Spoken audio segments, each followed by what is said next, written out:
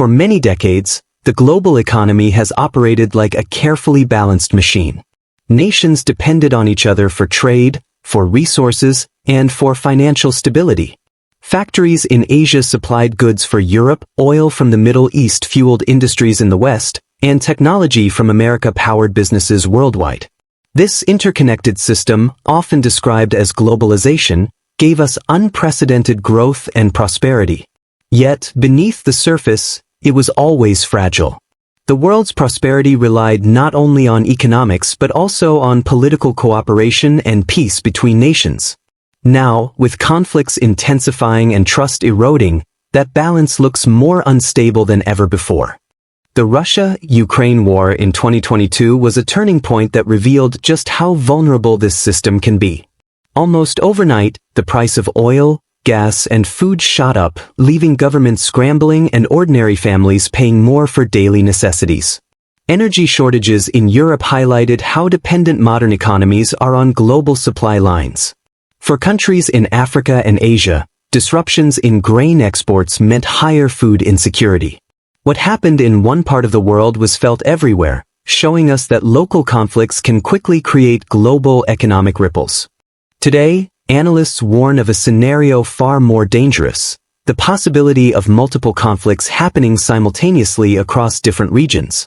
If tensions in Eastern Europe intensify, if unrest grows in the Middle East, and if rivalries in the Asia-Pacific escalate, the global economy could face a shock greater than anything in recent memory. In such a scenario, oil shipments could be blocked, trade routes could collapse, and financial markets could panic. This isn't just speculation, it is a real risk that many governments are already preparing for. Consider the world's choke points, those narrow passages where most of the world's trade flows. The Strait of Hormuz, for example, handles about 1/5 of global oil supply, while the South China Sea carries nearly 1/3 of global trade. If either of these routes were disrupted due to conflict, the effects would be catastrophic. Oil prices could skyrocket, consumer goods could vanish from shelves, and industries from automobiles to electronics could halt production. These choke points remind us that the entire global economy can be brought to its knees by just a few vulnerable locations. In response, major powers are already adjusting their strategies. The United States has strengthened its alliances in the Indo-Pacific, NATO is increasing its presence in Eastern Europe, and other countries are racing to secure their own resources and trade partnerships. But behind the military maneuvers lies an economic fear. Leaders know that if global supply chains collapse, it won't just be about geopolitics, it will be about survival for billions of people. The fight is not only to deter conflict, but to preserve the fragile economic system that has defined the modern world. Financial markets operate like a sensitive heartbeat of the global system, responding instantly to both real events and rumors. A sudden headline about rising tensions between two powerful nations can trigger panic selling, wiping out billions of dollars in market value within minutes. The possibility of a direct conflict between countries such as China and Taiwan, or between Iran and Israel, is enough to make investors nervous. If those tensions were ever to materialize into open confrontation, the impact would not remain limited to battlefields, it would spill into every corner of the financial world, from Wall Street to small family-owned businesses across Asia, Africa, and Latin America. For ordinary people, this would translate into something very personal and immediate. Prices for food could soar, energy bills could skyrocket, and basic necessities could become difficult to find. Companies that rely on global supply chains might shut down temporarily, leading to layoffs and higher unemployment rates. In simple terms, the cost of living would rise dramatically while job security would decline. When we hear about economic collapse in the news, it can sound abstract. But in reality, it means people struggling to put food on the table, families rethinking how to pay rent, and communities facing shortages of essentials. We have already experienced a preview of what such disruption might look like. During the global pandemic in 2020, supply chains were thrown into chaos, and the world saw a historic rise in inflation. Supermarkets in wealthy nations ran out of certain goods, while developing countries faced increased hunger and poverty. That crisis was caused by a health emergency. Now, Imagine the same level of disruption multiplied by the consequences of military blockades, cyber attacks on infrastructure, and damaged trade networks. The shock to the global system would be much deeper and far more difficult to recover from. The International Monetary Fund, IMF, has repeatedly warned that the world economy is fragile. Public debt has reached record levels, inflation remains stubborn in many regions, and growth is slowing down. Even without conflict, these are major vulnerabilities. But with the added pressure of war, these weaknesses could quickly spiral into a depression. Countries with high debt might default, weaker currencies could collapse, and financial institutions could face overwhelming strain. In such a scenario, governments would struggle not only to manage the crisis but also to maintain social stability at home. What makes this even more concerning is the argument from some experts that a new form of world conflict may already be underway, though it looks different from traditional wars.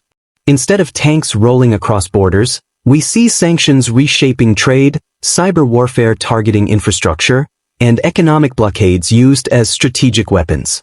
In this sense, the early stages of World War May 3 not involve direct battles, but rather a silent war fought with money, technology, and information. And for many nations, the effects of this invisible war are already being felt in rising costs, unstable markets, and uncertain futures. Take the case of Russia. Western sanctions placed on Moscow after the Ukraine conflict have reshaped the global trade map in ways that few predicted. Russia has been forced to seek new markets for its oil, gas, and agricultural exports, building closer ties with countries such as China, India, and Saudi Arabia. This shift has created new alliances outside of traditional Western influence. At the same time, European nations themselves have faced painful adjustments, dealing with high energy costs and scrambling for alternative suppliers. The lesson here is clear: economic warfare can have ripple effects not only on the target but also on those who impose it. Meanwhile, the world's two largest economies, the United States and China, are engaged in what some call a Cold War 2.0. The rivalry is not just about military strength, it is increasingly about technology, trade, and global influence. Restrictions on semiconductor sales, technology bans, and new tariffs are examples of how this economic battle is intensifying. As supply chains split and industries are forced to choose sides, businesses across the globe are caught in the middle. The outcome of this rivalry will shape not only the global economy but also the future of innovation and digital infrastructure. The potential consequences of this division are enormous. If the world truly splits into two economic blocs, one aligned with the West and the other with China and Russia, globalization as we know it could unravel. For decades, globalization has lowered costs, expanded access to goods, and lifted billions out of poverty. But in a divided world, many countries might have to choose between trading with one side or the other. Such a reality would disrupt supply chains, reduce economic efficiency, and risk undoing decades of progress in development and poverty reduction. At the heart of these tensions lies the question of money itself. The US dollar has long been the backbone of the international financial system, acting as the world's reserve currency. Yet, with the rise of the BRICS nations and growing discussions about alternatives, cracks are beginning to show in this dominance. If confidence in the dollar weakens, global markets could face severe instability. Central banks might diversify into other currencies or assets, causing volatility in exchange rates and shaking the foundations of international trade. The future of the global financial order is increasingly uncertain. This leads to a chilling thought. The first blow of World War May 3 not be fired on a battlefield but in financial markets. A sudden loss of trust in a major currency, a collapse in key stock exchanges, or a breakdown in global banking networks could send shockwaves worldwide. For ordinary people, such an event could feel like waking up to find savings diminished, businesses closing, and governments unable to stabilize the economy.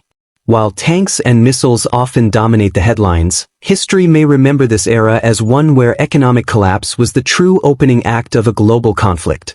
So, what can ordinary people do in the face of such uncertainty? Economists and financial advisors often suggest practical steps like diversifying personal savings, reducing unnecessary debt, and being mindful of long-term investments. Others emphasize the importance of preparing for inflation by adjusting household budgets and securing essential resources.